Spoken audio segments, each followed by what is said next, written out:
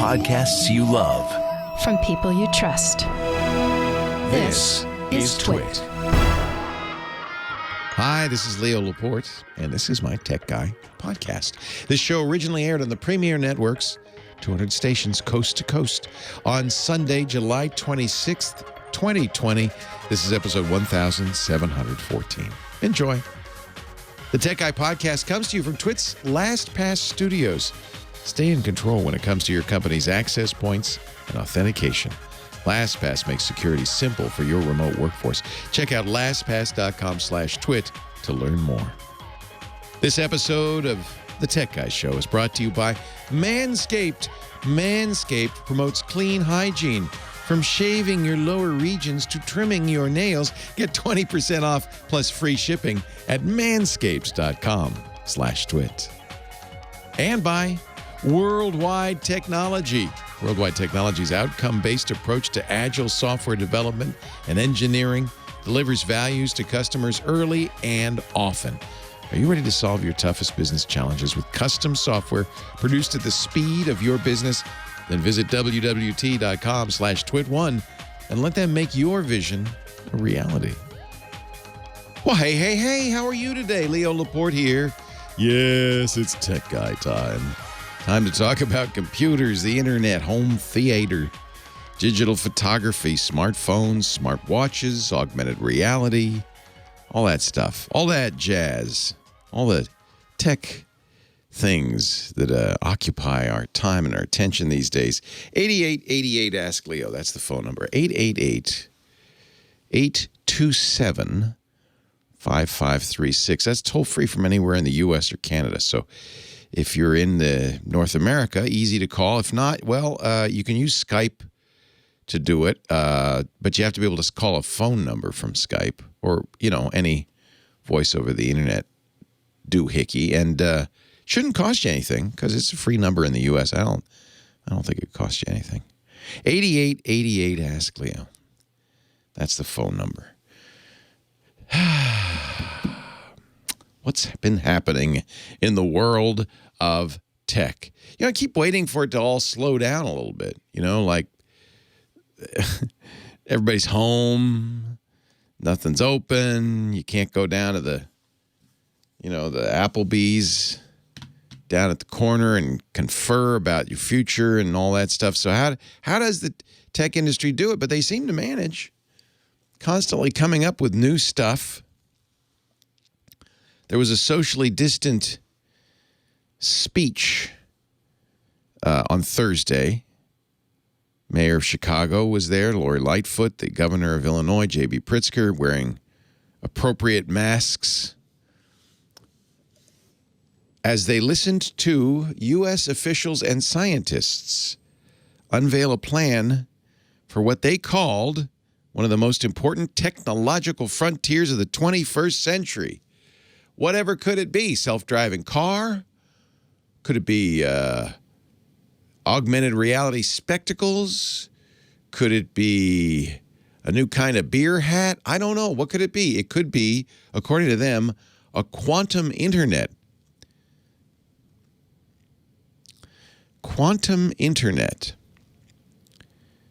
They call it a second internet, which wouldn't really be that useful because the idea of the internet is that everybody could talk to everybody else. A second internet. I'm reading from the Washington Post. One that would function alongside the globe's existing networks, okay, using the laws of quantum mechanics to share information more securely and connect a new generation of computers and sensors. You know what I hear when I hear that sentence? Wah, wah, wah, wah, wah, wah, wah, wah. What was that Charlie Brown's teacher used to? Wah, wah, wah, wah, wah, wah, wah, wah. A new internet that would function alongside the globe's existing networks using the laws of quantum mechanics to share information more securely. Wah, wah, wah, wah, wah. And connect a new generation of computers and sensors. Huh? Quantum technology, says the Washington Post, seeks to harness the distinct properties of atoms, photons, and electrons. Oh, you mean like electricity? To build more powerful computers and other tools for processing information. Oh, here's the sentence. A quantum internet relies on photons exhibiting a quantum state known as entanglement, which allows them to share information over long distances without having a physical connection. Without having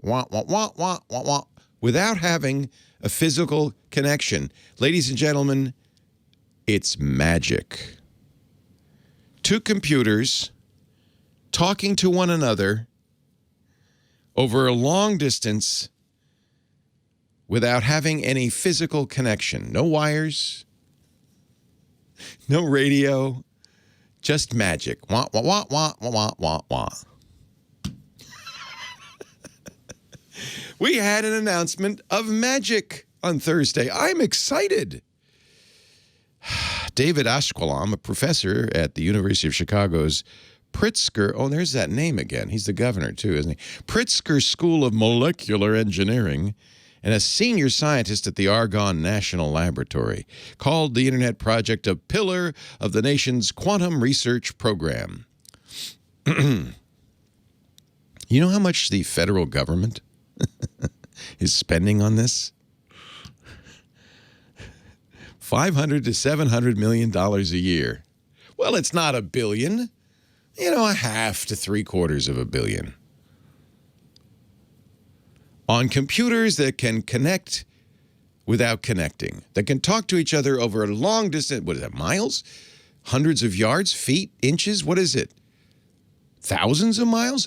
Without any connection. There will be further funding announcements for the project in the future. I bet there will. Now, maybe I'm just an ignorant fool. Maybe this stuff is real.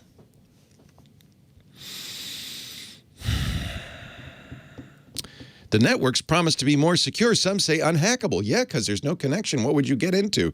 You can't read into magic because of the nature of photons. Oh, maybe it uses light. Okay, light, that's photons. Or other quantum bits, whatever those might be, known as qubits. Any attempt, get this, any attempt to observe or disrupt these particles would automatically alter their state and destroy the information. Isn't that I think that's what they call the Heisenberg uncertainty principle in quantum mechanics. You can't observe these things. You can't look from the outside and say what's going on the inside. It's magic. A quantum internet could also be used to connect various quantum computers with one another, help boosting their total computing power. Oh, here's an important sentence. Quantum computers are still at an early stage of development. Yeah. Yeah. They are. Very early stage of development. Eventually, consumers might tap into the quantum internet to buy products with less risk of their credit card. How do they know that it can't be hacked if it doesn't even exist? But that's how. Well, it doesn't exist, so it can't be hacked. The mayor and the governor expressed hope there would be spillover effects for the city's tech community, money flooding in. You know, this could take years. Pieces of the network are already up and running. Oh, okay. In the Chicago area, the Argonne National Lab has built a 52-mile quantum network that soon will connect to nearby Fermi Lab to establish an 80-mile test bed. There's another 80-mile quantum network in New York. The plan is to slowly connect these local networks nationwide using fiber optic cable. Wait a minute, what? I thought they didn't have a connection. Satellites and drones filled with quantum communication hardware. Oh, a key piece of the hardware, called a quantum repeater, still needs to be developed. It hasn't been invented yet.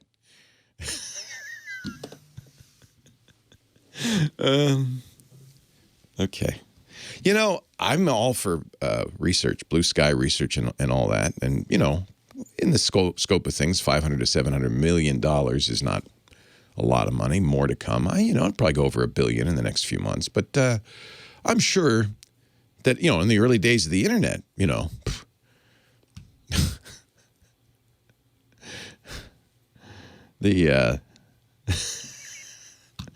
that's my favorite line. My favorite line. These computers could talk together without even being connected. Magic. Magic because it hasn't been invented yet. But we know it's unhackable somehow. Anyway. I'm sure it's an important development. And you know what? I urge you to save a recording of this.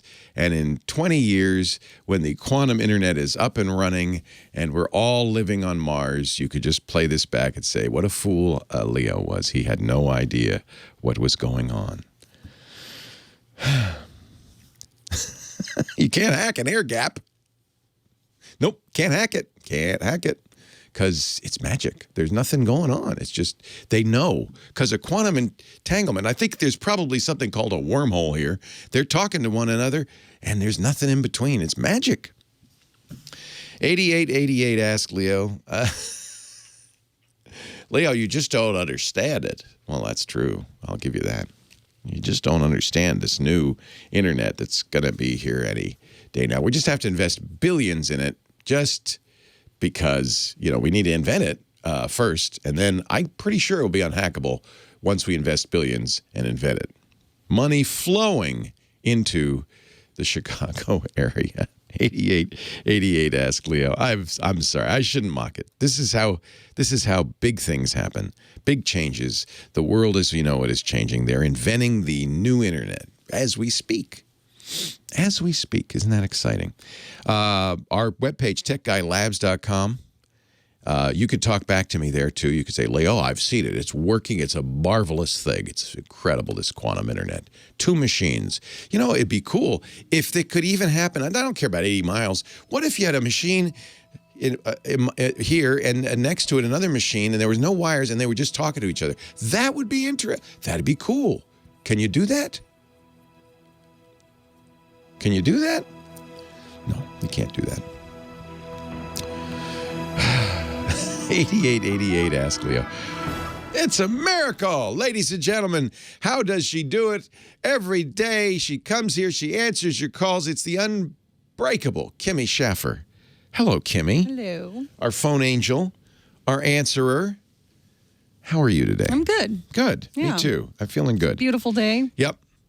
We were talking about baseball. You got your Giants mask. Yes, I do have a Giants mask representing my team. Did you see? This is really funny. I'm all orange today. So the NBA, none of the games of any of these big sports are going to be attended. There'll be nobody in the stands. So the NBA is installing giant 17-foot tall screens surrounding the court. And they're going to use Microsoft Teams to let actual fans, they'll dial in via Teams. And Teams, now it explains it, because Teams has the silliest mode where you look like you're all in seats, like in an auditorium. And your little heads are there. And that's what they're going to use. It's called Together Mode. They're going to have 300 fans in the seats in Together Mode, looking like... That's funny. So instead of the cardboard cutouts, they're going to do it digitally. Yeah. Huh. Well, the nice thing is these are actual fans who will be watching the game, I guess. Yeah, so they can actually cheer. Or it could be they'll be playing Candy Crush and cheering. Yeah, yeah, exactly. Their phones will be out taking photos. Yeah. I work, our kids can be taking high school via Zoom. Mm-hmm. And they want to make sure the kid's paying attention, so every kid will be visible. And if you look down, they're going to say, hey, look up. Eyes up. Which is hysterical. I think I'd get a cardboard cutout of myself. Well, you and I would be out the doing smart other kids things. will do that. They will record their image and play it back. You can do that in Zoom. I don't know. It's a weird new world we're in. It's a weird new world. Who should I talk to first? Let's go to Walter in L.A. Let's do it. Thank you, Kim. Hello, Walter in L.A. Leo Laporte, the tech guy. Hi, Leo. It's good to talk to you. Nice to talk to you, Walter. Yeah, I have a strange question. Everyone goes to me when they have computer problems, but sometimes I get so stumped, I got to call you. Wow. I'm the meta guy, the meta tech guy. Okay. Yeah. So I have an old computer that I was letting someone who doesn't have a computer use for a while. Nice of you, yes. And it's a decent computer. It's a Dell i7, one of the first i7 laptops. Okay. And lately, I have Firefox on it. I'm a fan of Firefox. You click on a link or you type in an address, and the little pacifier goes back and forth, and nothing comes up. I finally discovered that if you move the mouse, the page pops right up. You click on something, nothing. You move the mouse, page. And I tried Edge, doesn't have this problem. And before this, I thought it was my internet connection. So instead of Wi-Fi, I plugged it into my network directly. I tried all kinds of, virus scans. I Googled it, and there's some people who talk about it, but in 2013, 2014. So, and this is this only in Chrome? What browser is it? Firefox, you said. Firefox. And it doesn't do it in other browsers. Right, doesn't do it in other browsers. I prefer Firefox, but I kind of temporarily. That sounds. I mean, honestly, sounds like a bug in Firefox. So, my understanding of this is just from deduction and induction based on what I know about computer code. The way all Windows programs, all GUI programs work is they sit in a loop called the event loop where they wait for you to do something. So and by the way, most of the time that's all they're doing. Okay. What do you got for me? Okay. Yeah. And then whatever the event is, which is a keystroke, a mouse press, a mouse move, they then process it and then they wait for the next thing. So you click the mouse and Firefox goes, okay, I'm going to load a page now. Except it doesn't, right? It doesn't even try. It just sits there. Right.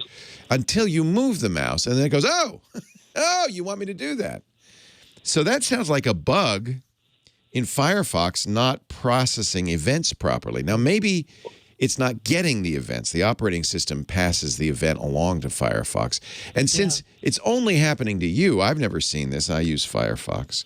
And is it always on the same site, or is it only certain sites? It's any site. Any site. If I typed in Firefox hangs and lets mouses move, there's actually other people out there who have this. But not a lot. And you said mostly 2013. Yeah, well, it's an old computer too. But it only started happening after I attempted to load Windows 10 on this computer. Okay, did it 10? It failed. Okay, so that makes more sense because Firefox, if it had a bug like that, it'd be more than a few posts on the internet from 2013. It sounds like Windows is not processing events properly and passing them along to Firefox, and it sounds like a failed install. That makes a lot of sense.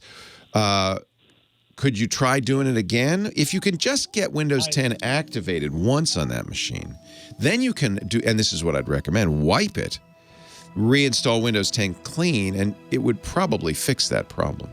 Leo Laporte, the tech guy. So, so did you ever get it authenticated? Well, I called Dell, and they said, computer's too old, let's sell you a new computer. It is a pretty old computer if it's a first i7. But it's not the old computer. It should still work. Yeah. I have a Celeron Sony that works great with Windows 10. Yeah. It loaded it and it's just perfectly fine. I had Never 10 on this computer for a little while. Oh, neat. Steve's blocker. Yeah. I think all that did was modify a registry entry. I don't think it did a whole lot to the system. Yeah. It's a really interesting problem. The event, it sounds like the click event is not getting to Firefox, but as soon as you do the mouse move, then what's happening is there's a stack of events that builds up. That stack got stopped. The mouse move added one more thing and then went, oh yeah, and it processed all the events, including the click. Yeah. So it sounds to me like it's a bug in. It's not going to be a bug in Firefox. It's Windows is not passing along. And I think a clean install would work. What I'd like it to be is a clean install on Windows 10, not 7. And you can't until it gets activated. Once you get activated, you can. Try doing the install. Let me think how we could do that. You could do the install in a different partition. I haven't tried that. You're going to mess with this machine significantly, but it sounds like it's okay if you mess with it. Yeah. Yeah, you could if you can get that window. So what Windows 10 is looking for is an existing Windows authorized Windows 7. So I think you could install Windows 10 in a different partition, and it would say, "Oh, where's Windows 7?" You say, "Oh, right here," and it goes, "Okay," and it installs. Now you have a clean 10 in one partition, and then go look in that partition and make sure it authenticates. Then you can wipe the whole drive and put Windows 10 on there. Once it authenticates, it will always be okay to run Windows 10 on it. Interesting. That's the entitlement it's called. I have another quick Firefox question. Sure. Firefox, well, I remember because I listen to your security now, used to eat up solid-state hard drive because it was constantly refreshing and saving. Not anymore. Status. Not anymore. Doesn't do it anymore? Okay. No, and that was a hard drive issue. The solid-state drives didn't do something called wear leveling. This was very early on. Now they do it to make sure that even if you're repeatedly writing to the same spot on the drive, it isn't actually the same spot. It moves it around automatically in the firmware.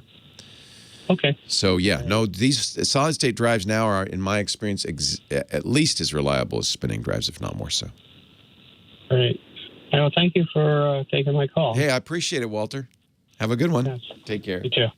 It's time to talk automotive technology with our car guy, Sam Abuelsamid. He's a principal researcher at Guidehouse Insights, does the Great Wheel Bearings podcast all about vehicles at wheelbearings.media, joins us every week to talk automotive tech.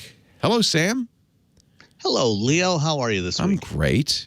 I see you have over your right shoulder a brand new Ford Bronco. I am so glad they brought that back. Yeah, me too. It's going to be a very interesting challenger to the Jeep Wrangler. I mean, the Wrangler has kind of had the hardcore off-road market to itself for a long time. There have been a few others out there for a while. Toyota had the FJ Cruiser, Nissan had the Xterra, but nobody's really taken on the Jeep Wrangler, all the way. The Wranglers are interesting, because you can take off all kinds of parts. You can take off the doors and the roof, and you can. Aunt Pruitt's wife has a purple Jeep Wrangler. She imported. Oh, does she? Imported from Hawaii. Yeah, one of I guess 2-door or 4-door. I don't know. I haven't seen it yet. Okay, probably 2-door. The Bronco is going to be the first one that really goes all in on copying the Jeep, the Wrangler. Philosophy of making it completely modular and customizable. Love My that. neighbor across the street's got a Wrangler. He's got a late '90s Wrangler that he tows behind his motorhome when he goes on trips. It goes off and goes off-roading with it. Sometimes he tows it, or at least before the pandemic, he would drive all the way out to Moab in Utah and drive out there and takes it up north and. So it should be a lot of fun, but that's not the reason why I have the Wrangler up here and these other vehicles. I wanted to talk some more about the chips that are in our cars. We've had chips in cars going back to the 1970s when we started putting in electronic engine management systems and fuel injection and anti-lock brakes, things like that. And that's what I worked on as an engineer, was the software that went into these, the embedded software. I didn't know that. Did that for 17 years. But what Ford announced this week with Mobileye was that they are, Ford's been using Mobileye stuff for their driver assistance systems for a long time, as does most of the industry. Mobileye kind of dominates the advanced driver assist, or ADAS, market. They supply their chips and software to, I think, 13 of the 15 largest automakers in the world, and millions of cars a year go out with Mobileye chips and software in them, and they specialize in vision systems. So that those lane keeping systems and forward collision alerts that you have in your cars, odds are, with a few exceptions like Subaru, who uses a Hitachi system, and some others that use AutoLeave and others, odds are if you have that in your car, it's probably powered by a Mobileye IQ chipset. And what Ford announced this week was that at least for these three new vehicles and some others that are still to be announced, for the full product life cycle of the Bronco, the F-150, and the Mach-E, they are going to be using Mobileye's IQ3 and IQ4 chipsets and software in these things. And that's not terribly surprising. But what was kind of interesting was that for the first time, traditionally automakers don't like to talk about who their suppliers are, who's actually making the various components and systems that go into their cars. But on these new Ford vehicles, when you turn them on and your sync screen powers up, you're going to see a Mobileye logo pop up on there. Really? Yeah, kind of like those Intel Inside stickers that are on your computers. Yeah. Yeah. You're going to have a little Mobileye branding logo pop up on your Why would Ford do that? Screen. Well, they're not talking about details of why they're doing that, but my guess is there's probably some promotional consideration there. Part of it, is Mobileye has built up a reputation, and to the degree that anybody knows any companies that make the driver assist systems, Mobileye is probably the brand they know, and Mobileye is now owned by Intel. Intel bought them a few years ago. Oh, so it's similar to the Intel Inside, isn't it? Yeah. Yeah. Intel was smart. Intel Inside was a very successful campaign that made people want Intel chips. They didn't know why. Yeah. So maybe that's what they're doing with Mobileye. And I think that we're going to see more of that. And I think with Intel, part of the deal with Intel was that if manufacturers that agreed to put the Intel Inside sticker on the computers, Intel would help out with marketing and promotions. Exactly. Yeah. And so I'm guessing that we're going to probably see some Intel or Mobileye sponsored ads that say, "Hey, Ford is powered by Mobileye," in the next year or two. So that's something unique that they're doing. But I think we'll probably see more of that over the next couple of years. But Mobileye, is not the only manufacturer of this stuff. They're kind of dominant right now, but the other company that's really trying to make a play in this market, of course, is NVIDIA. And we've talked previously about the NVIDIA Orin chipset that was recently announced. Mm-hmm. And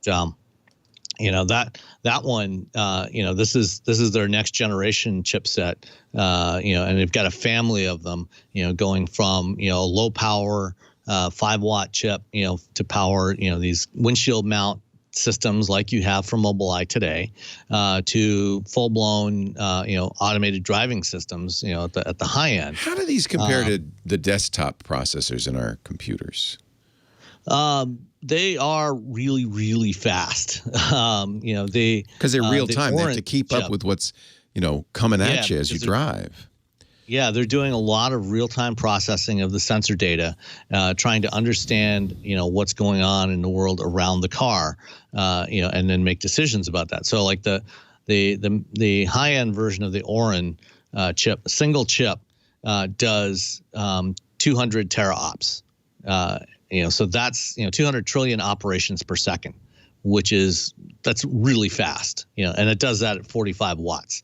But one of the reasons why I wanted to bring up NVIDIA again this week was earlier this week on TWiT, on This Week in Google, you guys were talking about ARM being up for sale and who might buy them. And NVIDIA was one of the companies that was supposedly interested. Yeah. And NVIDIA, is an ARM licensee, and I think they've been an investor in ARM in the past before SoftBank bought them. I can't remember, but they are an ARM licensee, and they make a lot of chips, including all of these Orin chips and their Xavier chips, all of their automotive stuff. A lot of the stuff that they make that is, in fact, almost everything that they make that isn't a GPU, for computers, has ARM cores in it. Like the Orin chip has 12 of the latest generation ARM cores in there, powering that thing, to do a lot of the processing, the startup processing, running the operating system and everything.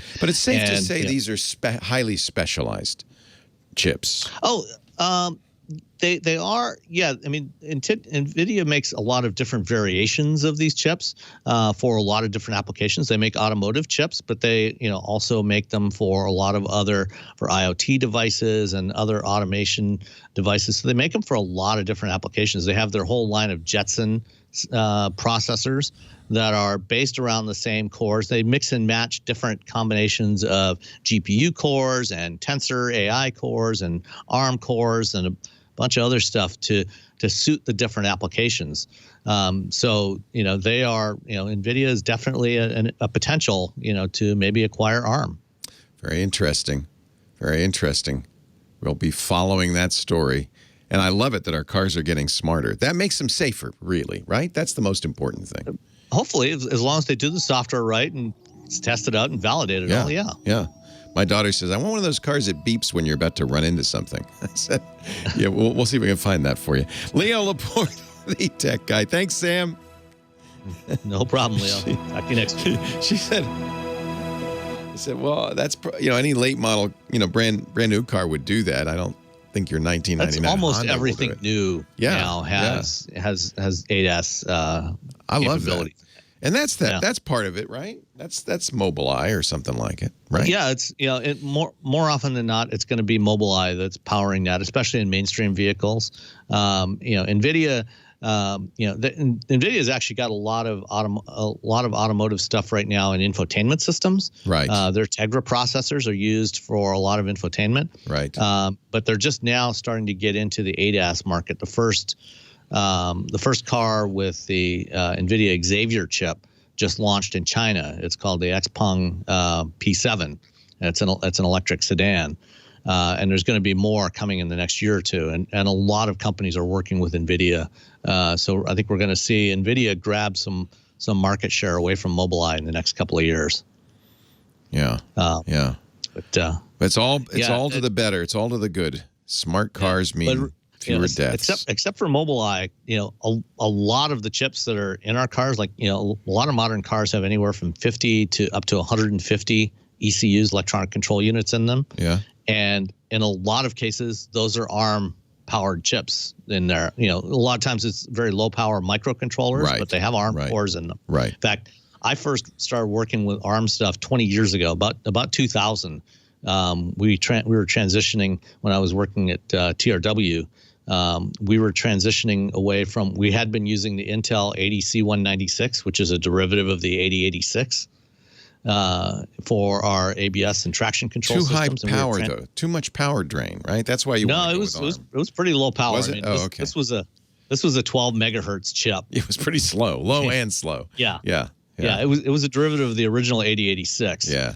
And we started using the Texas Instruments TMS 370, which was an 8-bit ARM chip. It's a calculator chip.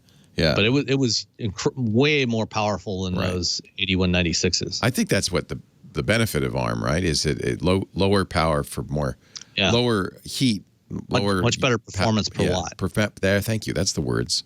But the Mobileye chips are also very power efficient as well. They have a unique architecture that's not based on either ARM or anything from Intel. It's not an x86 or an ARM. It's a completely different architecture. You'd almost expect specifically designed for this. Yeah, because it's a specific job it needs to do. It's an ASIC. It's an application specific IC integrated. Yeah, that makes sense. Yeah, I didn't realize you'd worked on the code for those things. That's cool. Oh yeah, that was your early days, huh? Yeah. Yep. Very cool. All right. Thank you, Sam. Stay safe. We'll talk to you next week. I will. All right. You too. Take care. Bye-bye. I keep these in my briefcase because you never know if you're going to have a manicuring emergency. Our show today brought to you by those great folks at Manscaped. If you've been stuck in quarantine, it's possible, perhaps, that you've decided to replace the Armani suits with stretch pants, sweatpants. Your grooming habits have gone out the window. Can I urge you, on behalf of the people who are living with you, to take control of your hygiene from head to toes and everywhere in between with Manscaped. Manscaped is a source for the best tools for taking care of your most important regions. I'm working right now at the Perfect Package 3.0, which includes my favorite clippers ever. This is the Lawnmower 3rd edition, because they keep making this better. This is an incredible clipper. First of all, USB powered. It's got a little stand so you can put it right there on your sink. It's always ready. Ceramic blades, which means they're ultra sharp. Never pull, never nick. You got to, if you're going to be trimming some of those important assets, you got to make sure everything is copacetic, if you know what I mean. This is a very high-speed clipper. What is it? They used to say it. I don't say it anymore. I think is it 3,000? I want to say 7,000. It probably says in the box here, RPM. This thing, well, look, you can kind of tell because it's so quiet. It just hums. See that? 7,000 RPM motor. It just hums along. Look at that, too. Thoughtful. A little LED light to guide you on your path to manscaping glory. The guide here, too, make sure you don't clip it too short or clip it all off if you want. I think this is fantastic. And, when you get the Perfect Package 3.0 Essential Kit, you'll also get a subscription to get replacement blades every 3 months. That's really important. That way, you don't, pull or clip or trim or do anything unpleasant. It also includes some of the wonderful manscaping potions. You get a magic mat, which is a set of 3 disposable mats, a hilarious bathroom reader. You get the crop preserver. That's this. Anti-chafing deodorant for the nethers. You get the crop reviver, which tones you and refreshes you. You even get a pair of Manscaped boxer briefs to announce to the world that you are tidy. You are clean. Add the peak hygiene plan to your Perfect Package 3.0. You'll get those replacement blades every 3 months. There's no commitment. You can cancel at any time. I just think manscaping is fantastic. And I have to show you the latest from Manscaped. This I keep, as I said, I keep this in my briefcase at all times because I haven't been to the manicurist in quite some time. You never know when you're going to need a little, my nails have to look good. And guys, I'll give you a tip. The ladies look at your nails, whether they're clean, whether they're well cut, whether your cuticles are in good shape. They pay attention to that. This kit is so important to keeping that in great shape. These are the Shears 2.0, a 5-piece nail kit designed to handle the most demanding nail care. My wife actually says it's the best nail kit. She stole mine she's ever had. It includes safety scissors. It includes nail clippers. These are really cool, by the way. I've got to show you these nail clippers. They're so slim, but they then that opens up, whoop, pops out. Isn't that great? And they're the sharpest, best nail clippers I've ever used. Incredible. You also get tweezers, an ear pick, a nail file. They're made with tempered stainless steel, so they look good. They're corrosion resistant. They'll last forever. Even the box is stainless steel. It's just beautiful. These are refined products from Manscaped, Manscaped, manscaped.com. Stay fresh and clean. Stay well-groomed. The people in your life deserve the best you. So do you deserve the best you. Don't come out of quarantine looking like a werewolf. Use the right tools for the job. 20% off plus free shipping at manscaped.com/twit. Manscaped.com/twit. And by the way, what a great gift for the man in your life, that Perfect Package 3.0. He will thank you for it. 20% off, free shipping. You could choose from all the different products there. They got some new ones coming in. I will be talking about in weeks to come. Manscaped.com/twit. Manscaped. Stay fresh and clean in quarantine using the best tools for the job. Little Leo Laporte, the tech guy, 8888 Ask Leo, the phone number. Michael on the line from Carlsbad, California. Hi, Michael. Hi, Leo. It's so hard to call your show because I want to throw in my 2 cents on everything you've talked about so far. I know. Well, go ahead. Go ahead. Well, you got a few minutes. With the quantum modem, yes. I've got to say, I kept on thinking Star Trek over and over. Yeah. And you already made that homage with the wormhole comment. Right. But I've also got to add in remote viewing. I feel like Art Bell would be talking about that, and that they would be making artificial minds that could remote view things. It just science is, the science fiction of 1995 is coming alive today. It's really neat to see. It's true, and I think scientists are very much motivated by science fiction. They, in many cases, try to create what they saw on Star Trek. Exactly. Oh, absolutely. Yeah. Something else in terms of cars, I've got to say, I've been shopping for a used car since March, and I have found so many cars with their mileages or their odometers rolled back with deleted codes and a little $10 OBD2 enhanced OBD scanner. And a couple of different apps on my Android. So you just plug it in, plug in your phone, you go, you're lying. Yeah. In fact, there was an error code that was really odd. I Googled it, and it turns out that it was related to rolling the odometer back. And then I go to, like, Toyota has a website that tells about the car. Wow. And you can find out if the car was originally sold as a rental. Or in the case, if they go in for service and you find that the car is being sold with 120,000 miles, 1,000 miles less, than the service. Yeah. So this is great, though. This is, I mean, of course, this is the kind of research you should do. Trust but verify. Wasn't that the old Ronald Reagan quote? When you're going out to buy a used car, you want to verify it. The fact that you can do this now, plug in this little dongle into that OBD2 port under the steering wheel, read it out on your phone is fantastic. I think that's great. And it is really important that people do it, especially, with Toyotas. I've found over the last month and a half, over a dozen cars with their odometers tampered with. Yeah. And our studio engineer, Burke, just bought a car, and he was helped out by our IT guy, Russell. And Burke's telling me in the chat room that actually that's exactly what Russell did. Russell's the geek. He actually loves hacking his Audi. You can hack the Audi firmware pretty easily, so he's messed with that. But he brings that dongle with him when they were car shopping. So that's very cool. To get on to the topic at hand. Yes, sir. Have it's over 10 years old, a Pavilion, HP Pavilion DV6 computer. This has been the source of incredible live recordings, multi-track, 16, 24 inputs. Nice. It was powerful enough in the day. And I had the Windows 10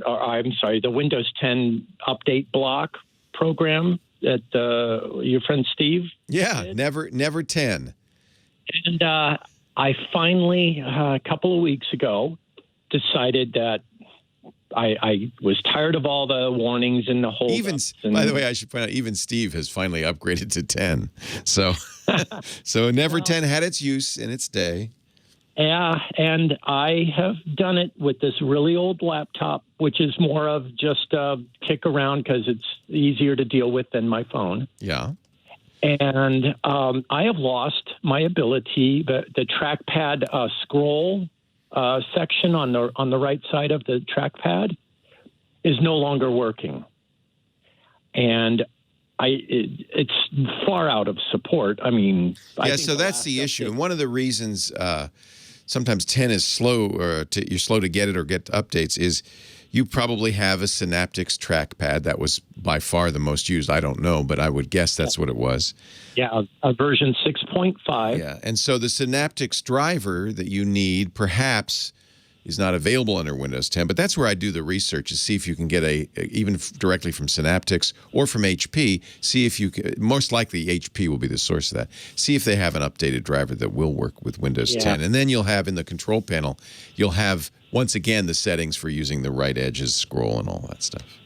Yeah, unfortunately, HP and Synaptics are deaf on the subject. Yeah. Well, at some point, it's a 10-year-old computer. At some point, they're just going to say, "Yeah, well, we don't support it anymore." This is, it's frustrating to me because the computer hardware works fine. Maybe it's a little slower than today's hardware, but not much.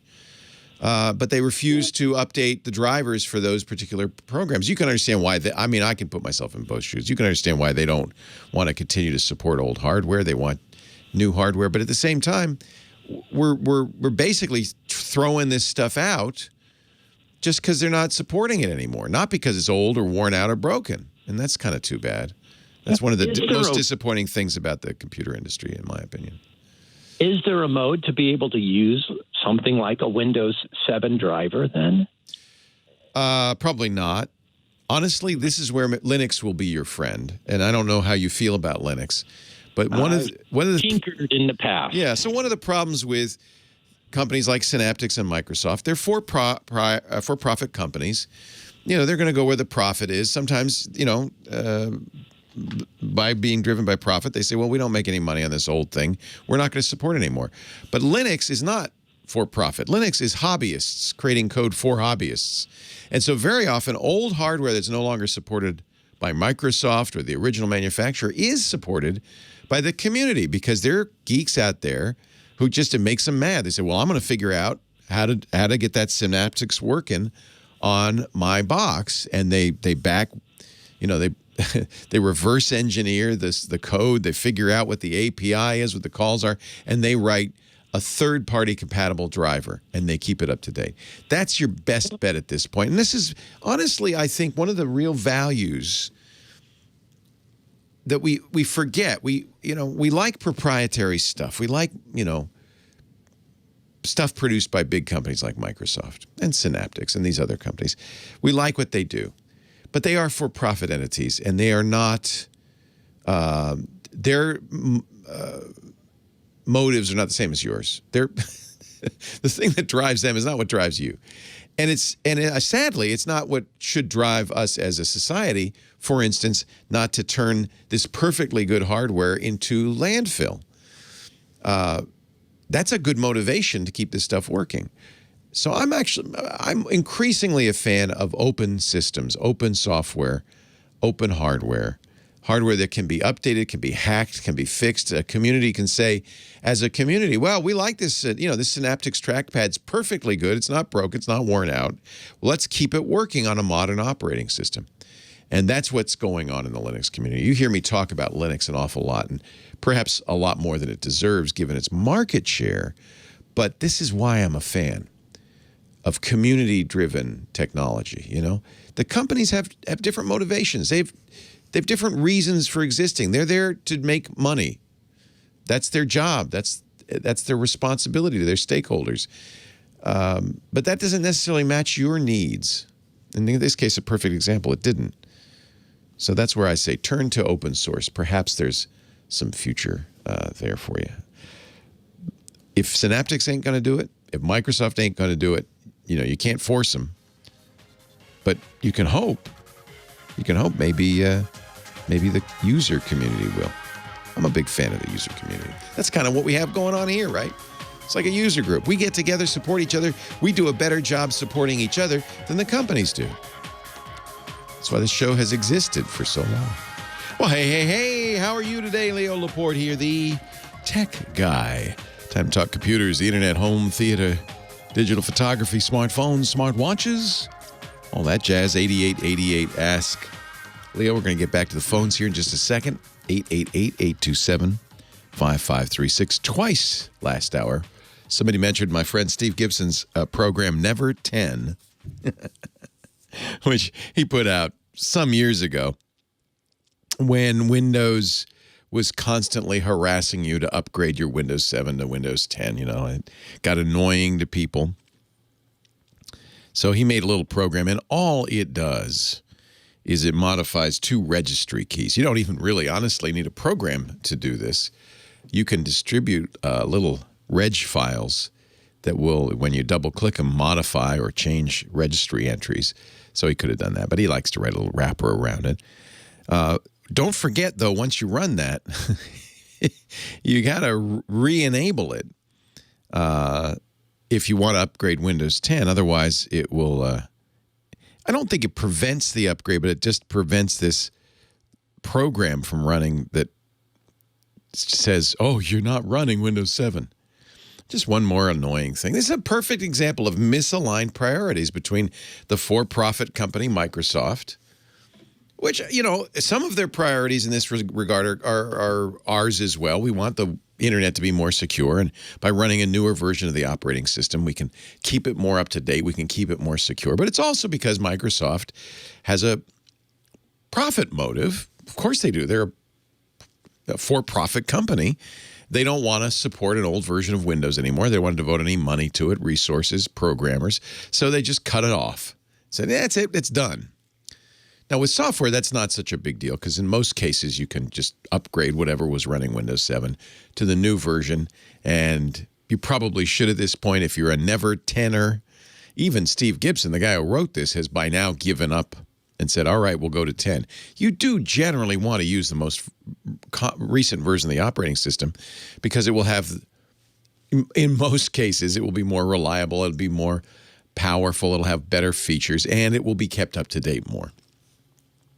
That's really the most important thing. From my point of view, honestly, there are a lot of features, probably yours too, in most operating systems you never use, you don't care about. Some of these new features are just annoying. They're changing things, just rearranging deck chairs on the Titanic. There's no point in it. It's just to make you feel like you're getting something for your money. Again, misaligned priorities, because I would guess most users say, look, you know what I'd really like is an operating system that does exactly what I want it to do reliably, without bugs, without errors, and keeps me secure, keeps bad guys from getting in. And that's all. You don't have to update it every 6 months. In fact, I'd prefer you didn't. Misalignment. Speaking of which, I've been reading the ransomware notice from Garmin, and then I mentioned that there was a kind of, usually it's after the fact that you really find out what, it's history when you by the time you find out what really happened. Great article I read this week about the ransomware attack on Norsk Hydro, which is, I think, the biggest aluminum manufacturer in the world. This ransomware attack from last year cost them $60 million. The article was in Bloomberg.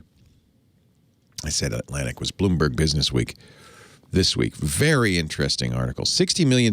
They had cyber, I don't know what you call it, cybersecurity insurance, but it hasn't paid out much. $3.6 million. This is according to Norsk Hydro's earnings report. Norsk Hydro did not pay the ransom. So that's, how ransomware works, right? In this case, I'll give you the blow-by-blow because it's kind of interesting. It all started, let's see if I can find this paragraph, if I can run down it all started with, I think it was an email, right? They got something called Locker Goga. It's an organized crime group in Eastern Europe. Researchers call it Fin6. And it's Fin because it's financially motivated. They're not military hacking. They're not nation-state hacking. It's financial. The way they did it, they actually, it's an interesting thing. It was a legitimate email from an Italian customer to Norsk Hydro that had an attachment, an innocent attachment. The hackers intercepted the email. This is actually easier to do than a lot of attacks. They intercepted the email, modified the innocent attachment with the malware. They put the Locker Goga software in the attachment. Now, the person receiving the email was expecting the email. It came from a customer. They knew that they were going to get this. The file name made sense. I don't know what it was, a PDF or a Excel spreadsheet or something. So they said, oh, yeah. And they opened it. Boo! That's when your troubles began. The file was opened on December 5th. December 5th. And it executed malicious code in the background. Person who opened the email didn't know. It all was silent.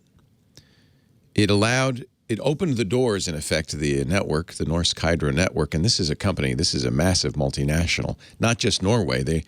They make aluminum in the U.S., everywhere, all over the world. December 5th, the email was opened. The attackers waited until March.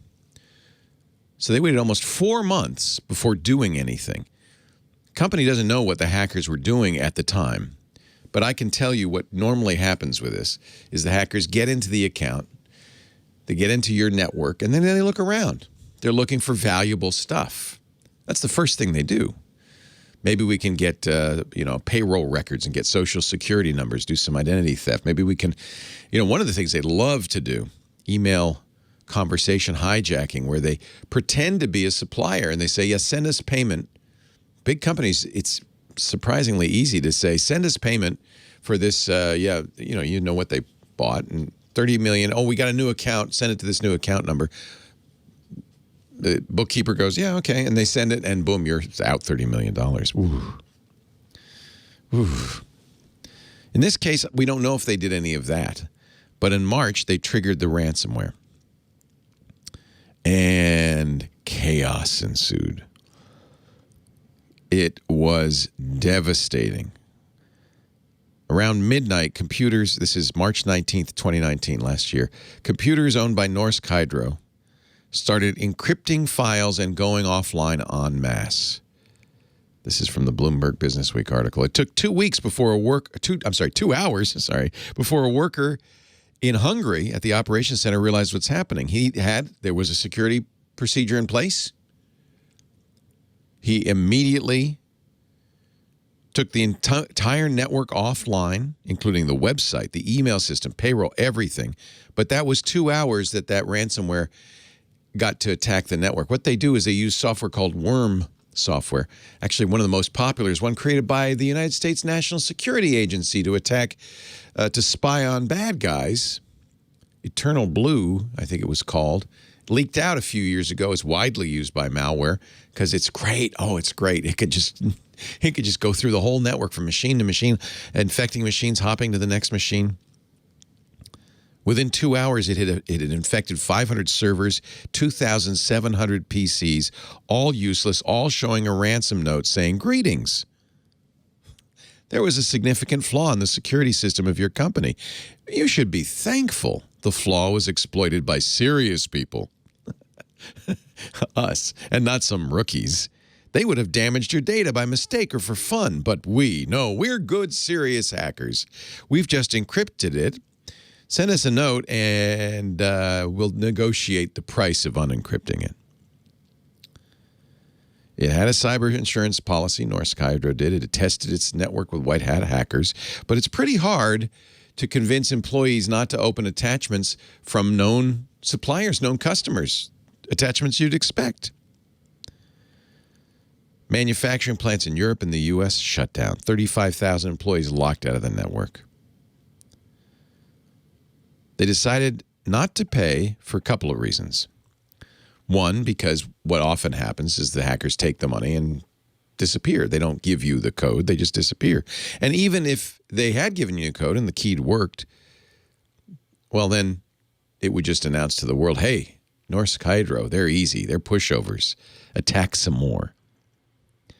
So they decided not to attack. Now, fortunately, they had good backups. But still, you have to take everything down, make sure that the malware is completely wiped out. I mean, they're all over the world, in Brazil, in the U.S., in Norway. Specialists came in from Microsoft to help.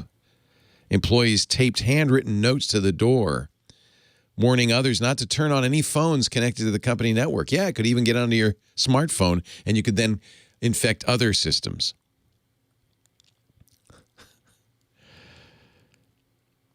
They couldn't even use their computers to post a notice. So an employee on the communications team used his own cell phone, not on the network, at home, to post on the company's Facebook page, "Hydro is currently under cyber attack. Updates will be posted on Facebook." They couldn't even pay employees. Devastating. Now, they say $60 million. I bet it cost them more than that. They were down for weeks. And And, of course, people had to rush into plants all over the world and start doing things on paper, via fax. If you're interested in this at all, really great article in Bloomberg Business Week on what this is like for a company to go through this and how innocent. It was just an email from a customer, an Italian customer, that had been compromised in between the customer and the company. The attachment that was normal and non-malicious was modified slightly. Wasn't hard to make it malicious. Got to the employee at the company who completely innocently opened it, and the rest is history. That's how easy it is. Garmin's undergoing it right now. Garmin just pretty much shut down by a ransomware attack. Something terrifying. Terrifying. I don't know if Garmin's going to pay it. Apparently, they were thinking about paying the ransomware $10 million. That's, I mean, you lose 60, 10 seems fair, right? But we don't want FBI. Everybody says, don't pay these guys. It just encourages them. Every business owner, and I include myself in this, is terrified that this will happen to them. And honestly, I don't know how you fix it. I really don't. It's, I mean, you can't tell employees don't open emails. I've been telling you for years, literally almost 20 years, don't open attachments. Don't send attachments. Don't open attachments. I've been telling you that for years. It doesn't stop people. I still see in respectable journals, oh, be careful of attachments from people you don't know. No, that's not it. It's always from someone you know. How could this employee have known that this expected email with an expected attachment from a customer wasn't real? That's tough. Yeah, there are things you can do. There are things they should have done. I'm sure they wish they had done. But it's a difficult world. Leo Laporte, the tech guy. Feeling the earth move under my email. Dan in the San Diego area. Hello, Dan. Leo Laporte. Hello. How Welcome. you doing? I'm well. How are you? Thank you. Yeah, my question is about an app. I read a lot, listen to the radio a lot, whatever, watch TV a lot, but I do work sometimes. So I'm in the construction business. We appreciate your patronage. Thank you on behalf of all the live broadcasters. And so I'm in the construction, and the acronyms and the abbreviations, they kind of mess me up. You know, I got to think about what they are, and I'm listening to people on the radio, and I got to figure out what they are. So Isn't that this is something we don't talk about enough. Every business, your construction has it too, has its terms that do two things. One, they're shorthand, so they speed up communication, but they also leave people out, right? Yeah. And it's sometimes, I think, especially with tech, it's intended to do that. It's to make the speaker feel. What does tech stand for? What does tech stand for? Well, tech is a word for technology, so I don't think that you're right. That's an abbreviation, I was joking. But it's not as bad as I don't know, UART or CMOS or BIOS. We have so many in tech, and I think sometimes it's just to say I know more than you do. I am in the field, So I don't blame you for being pissed. Yeah, but when I hear demo, for example, I'm in the construction business. I think of demolition. You think of demolition, not demonstration. Yes. Yes. Yes. And so anyway, so I need an app on my phone when I'm reading that it'll automatically print the full word. Oh, that's a great idea. No one has yet written that. That is a great idea. It's even doable. You'd intercept the text, and when you saw BIOS, you could write basic input-output system, which isn't very communicative. You could even add a little in parenthesis, which means. I'll tell you where I do this all the time. When I read on my Kindle, I love reading on the Kindle. That's the Amazon reading thing. Yeah, okay. I love reading on that because I often will run across words I don't know. And it's really easy on the Kindle. You press it and hold it. It'll highlight the word and pop up the dictionary entry.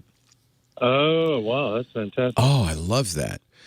Mac will do that as well. I think there's a keystroke on the Mac to open the dictionary. You just double-click a word, And I think it's Command-Shift-D, something like that. I always do it by accident. On your phone, though, I don't know of any app that will do that. And partly that's because phones, for security reasons, isolate, iPhones especially, less so on Android, but on iPhone, no program can see what's going on with another program without a lot of jumping through hoops. But I think that's a great idea. If it did it in the browser, would that be good? Like, do you read stuff in your web browser? Well, I just read on the whatever comes up on my phone. So a lot of times it'll be a browser. A lot of times it'll be, your web browser. But sometimes it will be a program. You can't do it with a program. But I bet you there's a browser extension. Might even be for. Are you an Android user? It's an Apple. Yeah. See, Apple's very, very restrictive on what extensions can do on the iPhone. On an Android phone, on Chrome, on Firefox, on your desktop, I bet you there's a dictionary extension or a definition extension for the browser that will allow you to do the same thing. I know there is. That's got to be. It would be nice, though, if you could just, I don't know, just say, look, anytime an abbreviation comes up, tell me what it is. That'd be so cool. We'll work on it. Leo Laporte, the tech guy. Chris Marquardt, photo guy, coming up. Leo Laporte, the tech guy. Chris Marquardt's on the horn, the photo guy. Each week he joins us. He's our photo sensei. Each week he joins us from sensei.photo to talk about getting better pictures through chemistry. Hello, Chris. Hello, Leo. Through chemistry or through the German language? Which? Hey, our last caller, I feel so bad because I was mentioning, he wants, I'm reading something, I want a definition. And I mentioned in the Kindle, you just press and hold and the dictionary will pop up. I didn't realize, I guess I did, I've seen it a million times. The same exact thing works on iOS and Android. So if you're reading a news story or anything in Twitter, anywhere, on any app in iOS, you click the word you want the definition of and you long press it. And in the pop-up, besides copy and paste and all the other things, there's lookup. And it will look it up for you and tell you what it is. I'm an idiot. I've seen it 1,000 times. I just forgot, I guess. These things happen. So there you go. There is a technique. You don't need an extension. It does it on the iPhone. Sorry, Chris. I just wanted to make sure we cleared that up. Of course. Now, you're a German speaker. Your English is flawless. One would never know. But I bet you from time to time you use this feature. I do. Every now and then, of course. Lots of things I don't know, so I have to look it up. Me too. One thing you could look up is the word gestalt. That is a German word. Yes. That is a German word. Gestalt. It's from Gestalt. It's from the 1920s, I think. At least that's when people started talking about Gestalt psychology, Gestalt principle, and it's a very important underlying thing in art. I guess it probably translates to shape, to form, something like that. And what they mean is that you make an organized whole from something that is perceived as more than the sum of its parts. Right? So you have things in a photo, and this totally applies to photography, and I won't really go into depths on this, but it is the idea on how to tidy up your photos. Sometimes because that's one of the things that is interpreted as a pattern. And it's kind of that. Yes. It could be a pattern in your photography, right? It could be a pattern in your photo. It could be a way. I mean, let me ask you this.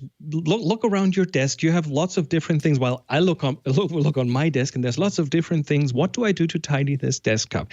I will try to find similar things and put them together. Things. Yes. Right? Yes. So I group things. I have a cable here and a cable there. Let me put those together. There's whatever stuff as everyone has on their desk. Yeah. And in photos, it's the same thing. So by grouping things, by putting things together, you can make photos more interesting, give them more meaning. And so I've gone through Flickr again and picked other people's photos and put them in a little gallery just to visualize some of that. So how can you put things in groups? The first photo, for example, I mean, there's two ships, both sailing ships, and if you look at the things in the photos, of course, they are two separate entities, but then there are also two separate groups of sails. How do these sails belong together on those individual ships? By being close to each other. So proximity is a way to group things, right? You put things close to each other, and the viewer in the photo will perceive them as being together, as belonging together. So that is one of the ways that you can do this.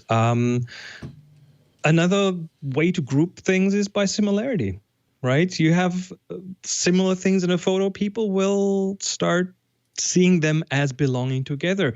And you, as the photographer, can, of course, influence that by moving around, by getting things that are together, or by realizing that that's what's happening.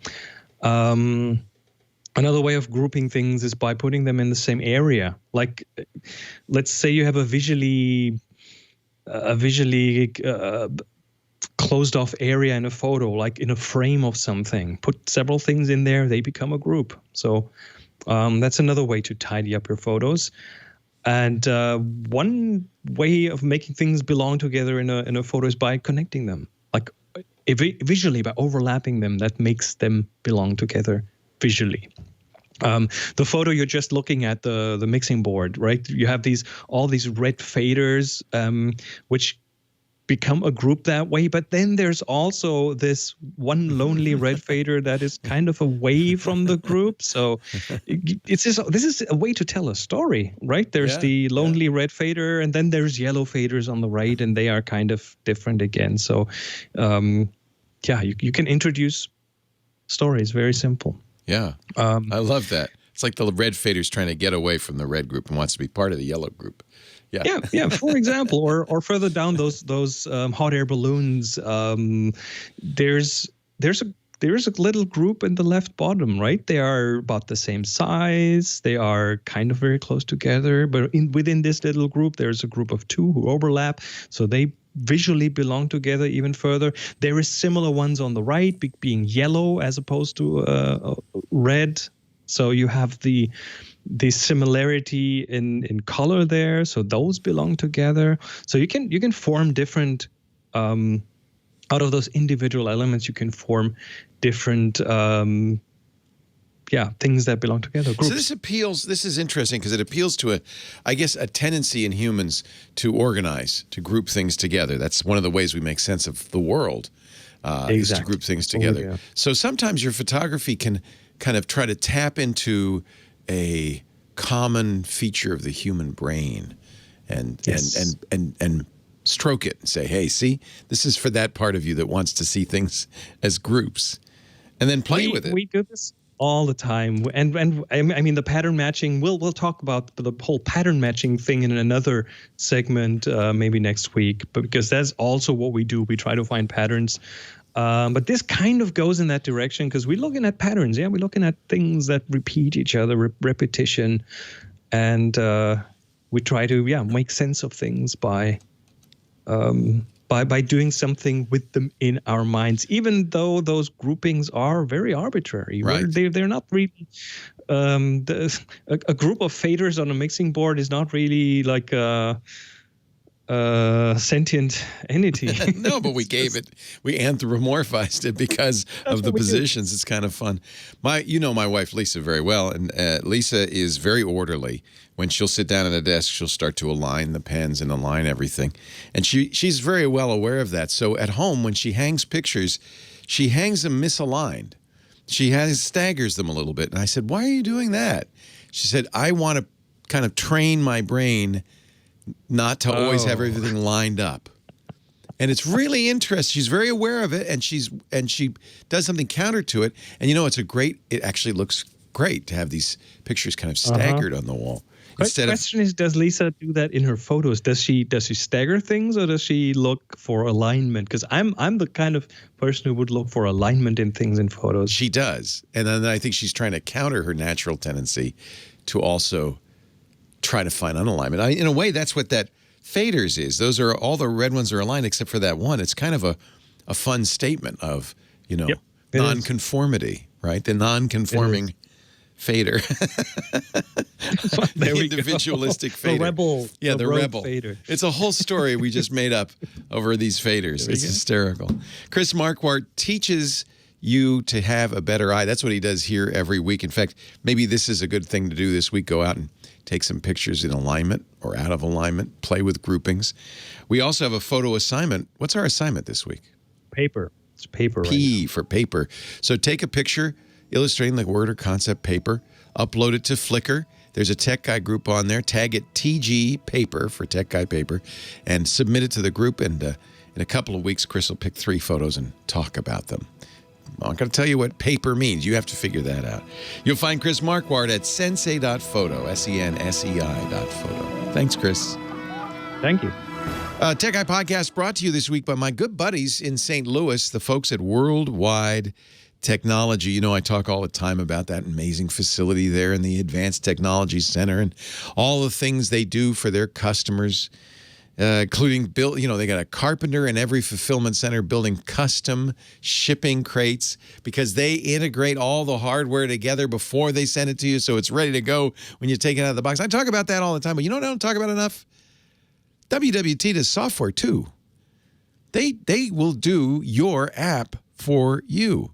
Their software development experts use constant contact, collaboration, communication with the customer to develop custom software solutions better than anything you could have imagined at the start of the project. And I know I've done projects where you're disappointed at the end. Wouldn't it be nice to do a project at the end, be happily surprised by how great it turned out? Great software can change lives, transform businesses, disrupt industries. WWT can help you solve your toughest challenges with its proven approach. They use the Agile software development model. That means they listen to you at every step of the way and they design a product that fits your needs exactly. Sometimes they pinpoint needs and requirements you didn't even think about. In fact, most of the time they do. They're amazing. End-to-end digital experiences that blend best-in-class software development with the strengths, capabilities, and expertise of a multi-billion-dollar technology integrator. That's Worldwide Technology. If you're looking for that rare partner that could deliver both strategy and execution for your next project, WWT is for you. I got some case studies. Of course I do. They worked with, I don't want to name names, I'll just say a very well-known hospital system to help patients and families better navigate what is a complex care journey, especially these days. So WWT, we saw this when we were in St. Louis. They created a custom software app that lets care teams communicate with patients. Everything that the family needs is at their fingertips. Things like everything from travel arrangements, schedule appointments, wayfinding. Within a year, the hospital saw some really striking results. There was a reduction in preventable readmissions for patients because the aftercare was better, right? Fewer days were spent in the hospital because of virtual care. Even things like fewer septic shock deaths occurred in patients who were treated remotely. The software really worked. In fact, it won a Webby Award. That's pretty cool. Partnering with WWT, one of America's favorite sandwich chains. Again, no names, but you could figure it out. Brought digital transformation to their 1,500 stores. WWT helped them set up mobile apps, a kiosk, point of sale, even did a loyalty program for them. The technology is designed to scale with the company's pace of growth. It's growing fast. It's a hot property right now. And they've really enhanced their ability to deliver the best-in-class service to their customers. Software can transform a business. WWT worked with a large Midwest grocery retailer to improve their customer experience, just in the nick of time, too. That custom app included a loyalty program and enhanced signage. And, of course, their customers are using it more than ever before now that they're at home. WWT helped the chain achieve its 2- and 3-year goals in less than 1 year. Look, app development's tough. Don't do it in-house. Trust me. You need a partner who really knows your business, knows business strategy, knows enterprise technology, and has the best software development tools and team. That's Worldwide Technology. It's true agile software development from planning and ideation to delivery. They support the DevOps model. That's a really exciting model. It combines people, processes, and technology to let your team continually deliver services and value to your customers with speed, stability, and availability. And they're all up on containers. Oh, they love containers. They know all about it. Cloud-native technologies and best practices that help you rapidly create services that can scale and perform. On a mobile device, in the cloud, SaaS, whatever you need, WWT can do it. Solve your toughest challenges with the software experts at WWT. They've got the experience, the discipline, and the track record of developing custom software solutions that provide real value. Transform your business. Deliver great experiences through WWT's wide range of software services. Look, I love this company. These guys are knocking it out of the park. Let them do it for you. WWT.com/twit1. That's WWT.com/twit and the number 1. WWT, Worldwide Tech, delivering business outcomes and modernizing IT infrastructure all over the world. Worldwide Technology. We thank him so much for supporting the Tech Guy podcast. Back to the show. We go. Oh, man. Leo Laporte, the Tech Guy. 8888, ask Leo. The phone number, Hans is on the line from Los Angeles. Hello, Hans. Hello, Leo. How are you? I am well. How are you? Excellent. Long time listener. It took me a little long and actually to get back to you. Hans, is somebody tickling you? Tell them to knock it off. Alrighty. I have a quick question for you. I'm Sure. building a home theater system, Leo. Yeah. And my question is to you is, I have a couple of things that I want to choose, which is the most important part is the home theater would be the receiver. Yep. The amplifier. Yep. And also the speakers that I'm looking forward to as well. If you would recommend me some really good plays, maybe perhaps, or even some good quality. I have an eye on the Martin Logan ones and the clips, and also it's really great speakers. But I'm having really a hard time actually finding really that high quality amplifier or the receiver. Yeah. I'm looking for probably in a little long run, not least we can use it. Yeah, you want something that's you like. 50, 80 years, Yeah, and it's not just home theater these days. People listen to music too. It's really your stereo, right? That is correct. Yeah. And also, I'm looking for a classic turntable too as well. Turntable. Oh, aren't you going to have fun? Definitely. I've been sitting in the home 2 months now. Yeah, might as well upgrade the. Yeah, that's right. I think this is probably a good time to upgrade the home theater. Absolutely. I know. And I will refer you to our Saturday show. We have a great home theater guy, Scott Wilkinson, answers these questions all the time. He has a variety of choices. I'll give you my picks, though, because... Absolutely. Even if your team later on, they could email me too. A week left. Yeah. Or just keep listening because people will call in with their suggestions. I'm a fan when it comes to receivers of Denon receivers, DENON. Yes. I think they're very affordable relative to the how the power and the quality of them. They've been around for a long time. They're now part of the Marantz Denon family and so forth and so on. Japanese company. But I think the Denons are very nice. And what I would suggest if you're looking at AV receivers is a couple of things. One of the things you're going to look at is how many inputs you need. One of the real advantages of using an AV receiver is it's also an HDMI switcher in effect. So you might have a Roku, an Apple TV, you might have a PlayStation 4 or an Xbox One. You might, exactly. You might have a variety of input devices. Of course, you're going to have a Blu-ray player or UHD player. So count up all the HDMI devices you might want to hook up. And that will help you choose which Denon to get because the one I got had 7 inputs. I figured that's going to be enough to cover me for the foreseeable future. And I have a lot of devices plugged in, probably more than normal because, most people would say, well, I'm going to get a Roku or an Apple TV I'm going to pick one streamer box, but I have them all because I need to try them all. And what will happen is this one I have has 7 inputs and 2, not 1, but 2 outputs. So you could drive a surround sound system with the second one, or you could drive another screen. I don't know why you'd want to do that, but I guess you could. So that's one nice thing about an AV receiver. You're going to want to absolutely make sure that it supports all the protocols that you expect, that your TV expects. Of course, 4K, and you're going to want to make sure it supports the variety. And there are, at last count, I think 3 different high dynamic range technologies. And most importantly, because it's the audio power, you want to make sure it supports the audio processing that you want, Dolby and surround and all those things.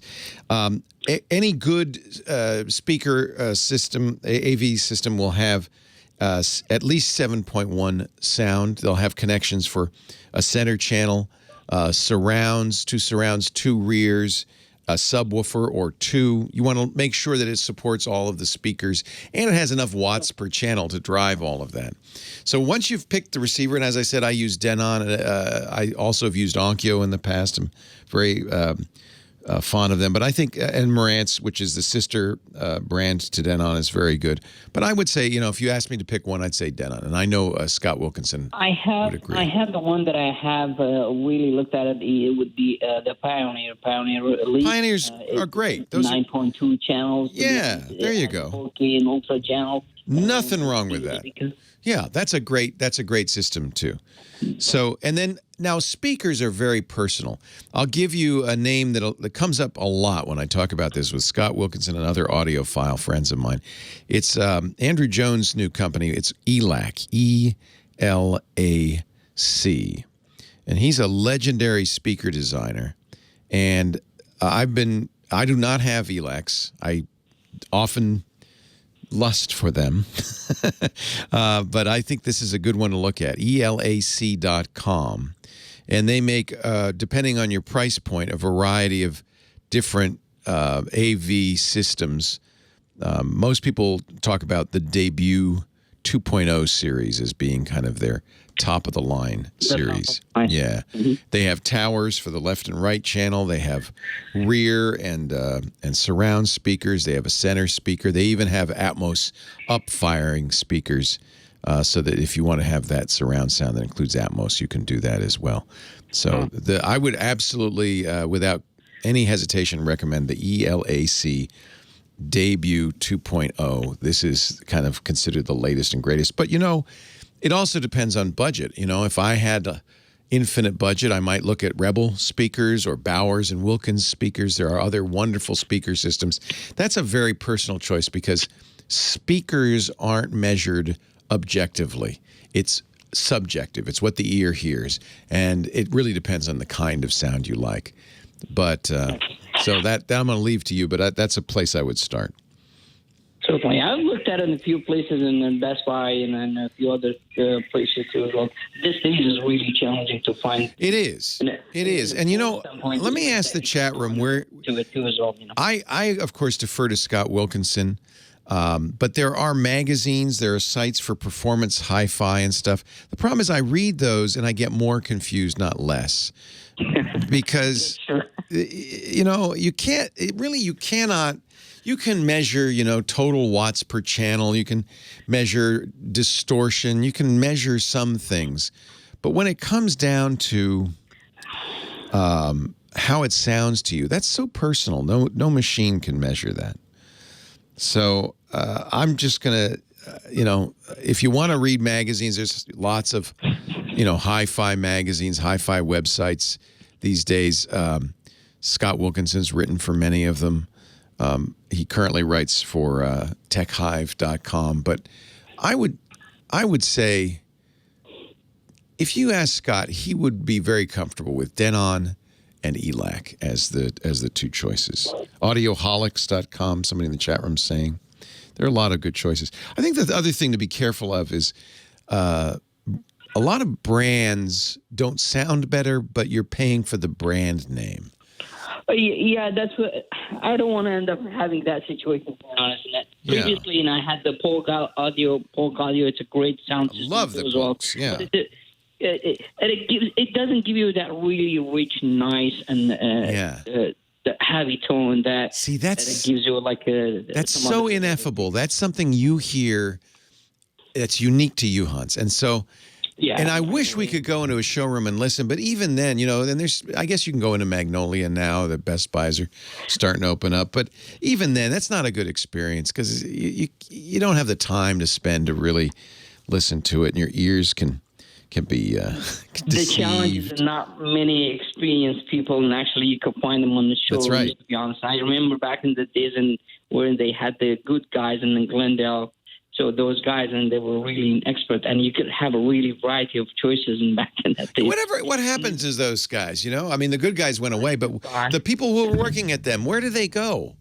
I mean, they just disappear? Really in expertise. Are they working as mailmen? I don't know. Yeah. And then there's my good friend, and I apologize for not mentioning it right up front. My good friend Patrick Norton and Robert Heron have their site. They do a great podcast, and they are absolute audio and visual experts. Their site is AVExcel, AVExcel.com. My old friend Patrick Norton from the Screensavers days is an absolute audiophile, and they do home theater, and they, I think, do a great podcast. So I'd highly recommend that. Any website that you would recommend? That's the one. Check them out. That's the one. AVExcel.com. Yeah. AVExcel. Yep. I'll do that. Hey, it's a pleasure talking to you, Hans. It's one of my favorite topics. So many people, if it's on their iPhone and they use those white earbuds, they say, I got great music. And I think they're missing out. I think they're missing out. I totally agree with you. There's nothing like sitting on a sofa, well-positioned in the center of a beautiful hi-fi and enjoying music as it was meant to be enjoyed. So do it. Leo Laporte, the tech guy. Well, hey, how are you today? Leo Laporte here, the tech guy. Yes, time to talk tech. Computers, the internet, home theater, digital photography. We've got smartphones, smart watches, all that jazz. And we can talk about it right here. 8888 Ask Leo's the phone number. 888-827-5536. Toll free from anywhere in the U.S. or Canada. Outside that area, Skype out. I'll be your friend. You can call. You can ask questions. We often get questions from all over the world. It's really fun. Website where everything goes that we talk about is techguylabs.com. It's also a place you can leave comments or suggestions or additions. If I leave something out or you disagree, it's fine. Please.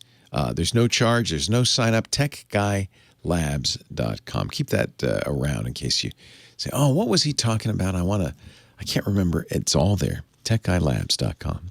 Jake, Los Angeles, our next call. Hi, Jake.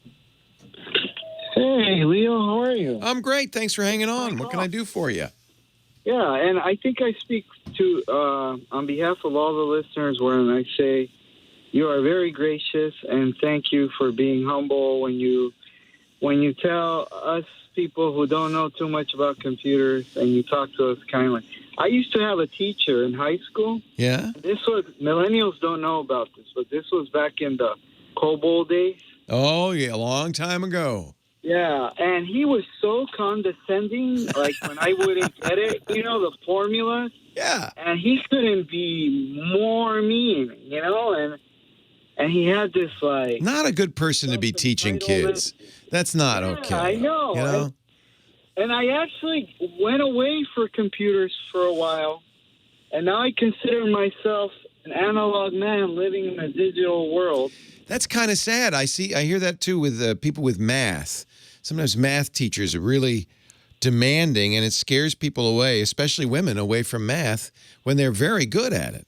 And that's too bad. A teacher should be encouraging, not discouraging. Yeah. So thank you for being, being nice. I really appreciate it. And I had the best teacher for technology. I taught myself. Oh. Nobody discouraged me. I might have discouraged myself from time to time, but usually I'm too dumb to know, and I just kept on going. Well, what can I do for you today? Thank you, Leo. My pleasure. Okay, so I think I'm finally going to give in to technology because of the climate of how things are going, and I'm thinking of starting my own business online. Oh, And nice. I wanted to ask your opinion. There's two things that I want to dabble in. One of them is drop shipping, and the other one is webcamming. And I was hoping maybe you could tell me what the best computer and camera would be for that. Yeah, so there is a real opportunity right now where many of us out of work, at home, underemployed or not employed, trying to figure out what to do next. And I think you're going to see a massive change in the world and the economy from this quarantine because we're going to get used to doing things a little bit differently. And I think it's very smart to take this time now to think about what the world might look like when we emerge blinky into the world, into the sunlight. What businesses will be good to be in, what businesses won't be so good, and maybe to readjust our career goals. If you have the luxury to do that, this is a good time, I think, to do that. So, first of all, you're right. Technology is going to be here when we come out. Technology's here as we're in it, right? Imagine what this would have been like without Zoom and FaceTime and Google Meet and Hangouts and all the technologies that we use to stay in touch with each other. It'd be very different. I talk to my mom on FaceTime every week, and it's really nice. It's almost as good as visiting her. That's fantastic. And it's a lot safer, right? So a camera on a computer is a very good thing. Unfortunately, thanks to quarantine and a lot of people with the same idea as you, Jake, it's hard to get cameras online right now. A lot of the companies are sold out. The cameras that I would normally recommend, for instance, my favorite cameras for computers are from a company called Logitech. Most of them are sold out, and those that aren't, they're charging a premium for. If you look on Amazon, there's sellers tripling the price. Really price gouging, isn't it? Because people are buying headsets, microphones, computers like crazy, trying to get work done. You shouldn't forget your existing camera. In many cases, your phone can be used as a smart camera for your computer. iPhones, for instance, with software called eCam, can be used as a net cam for your computer. Your point-and-shoot cameras can often be adapted to work with the computer, sometimes with some additional hardware, sometimes not. So I think there's a lot of ways you can get cameras. You may even already have a camera that don't require kind of paying the premium for, these Logitech cameras and others that are sold out. So I would take a look, see if you have a point and shoot, see if you have a DSLR, if you have a smartphone. In many cases, your smartphone can be used. In fact, the cameras on these smartphones are so good, they're probably better than a Logitech camera. A C920, which is the kind of the Logitech camera that we generally recommend, is I think several $100 now. Really expensive, kind of out of control expensive. It looks good, but I can't really justify spending that kind of money, especially if you can. Well, I take it back. The C920 is $80 out of stock, which means it's priceless. So getting a good camera will certainly help. If you wanted to do drop shipping, of course, that's all done by computer. In fact, one of the interesting, new economy jobs out there, it's kind of an interesting job. A lot of people doing it, selling stuff chiefly on Amazon, but without ever having the stuff in their possession.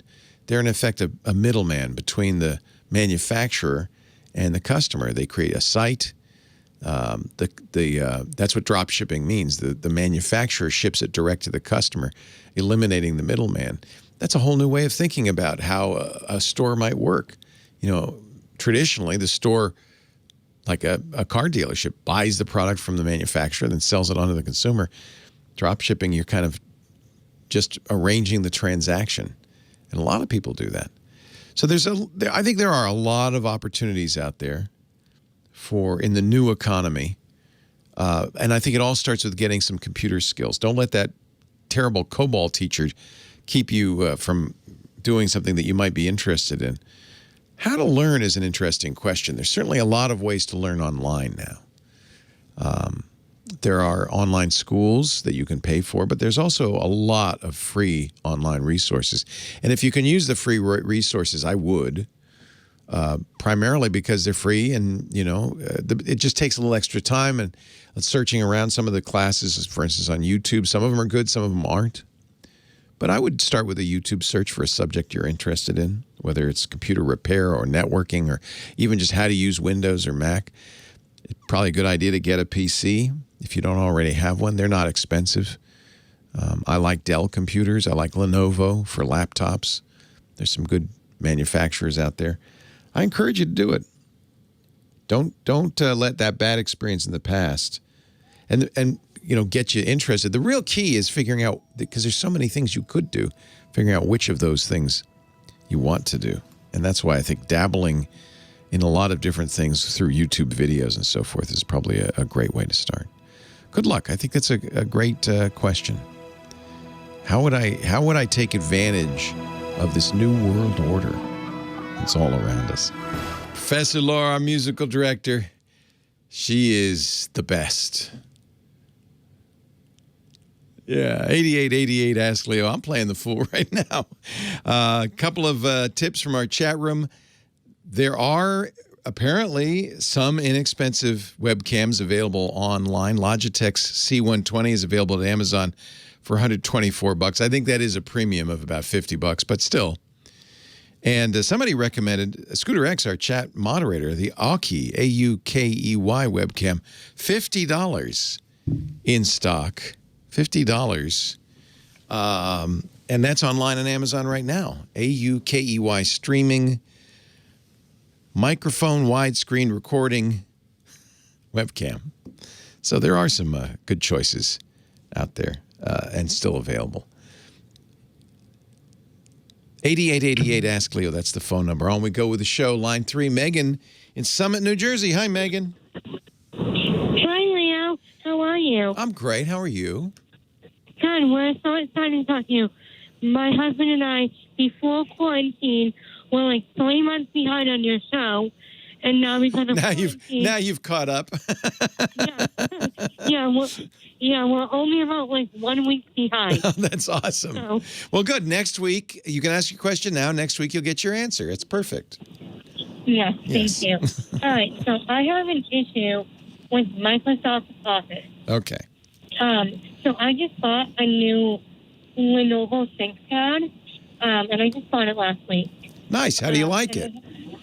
I like it. I don't like that the screen is not bright enough.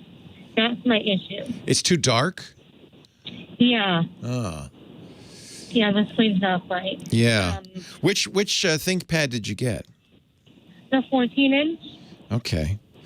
And one of the things about Lenovo, when you order, you can, as you build to order, you can choose usually between two different screens. They have a lower quality kind of non-touch screen. I bet that's what you got. And they have they get the higher quality for a couple $100 more. It's brighter, it's crisper, it's got touch. And I suspect that that might have been a better choice for you.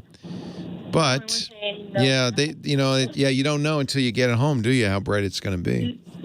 No, and we tried to look at them at the stores, but I didn't think about the brightness. Yeah. Yeah. In fact, ThinkPads are sold everywhere, but most of the varieties of ThinkPads that you can get online are not on the showroom floor, so you can't really see what that's going to look like.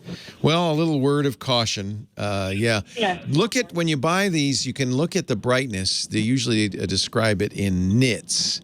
And you want something that's 300 to 500 nits or brighter. My guess is you got something that's a little darker, maybe a 200 nit. Yeah. Okay, thank you. Yeah.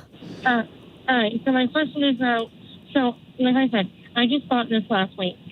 And so when I sign into my computer, I use my finger and it signs in.